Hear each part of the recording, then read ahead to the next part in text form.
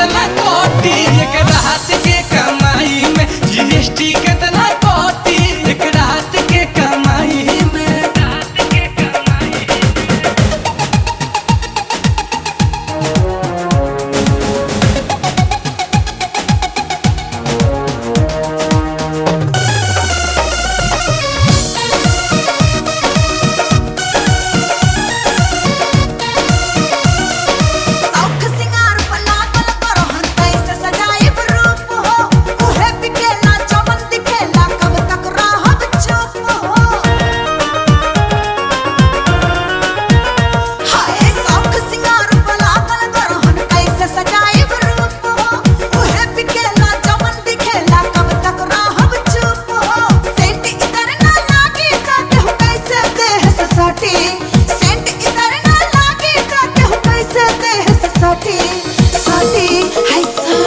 एक रात के कमाई में जीएसटी कितना कोटी, एक रात के कमाई में जीएसटी कितना कोटी, एक रात के कमाई में।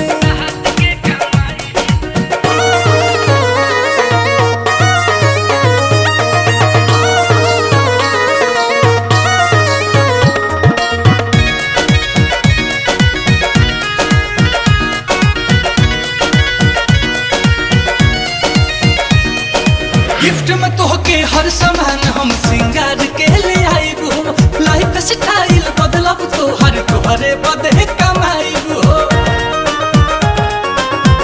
ए सुना, गिफ्ट में तोहके हर सामान हम सिंगार के ले आईबो, लाइफ स्टाइल बदलब तो हर तोहरे बदे कमाईबो।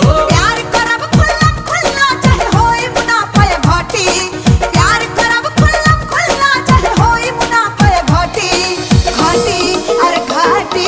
एक रात के कमाई में जीएसटी कितना कोटी, एक रात के कमाई में जीएसटी कितना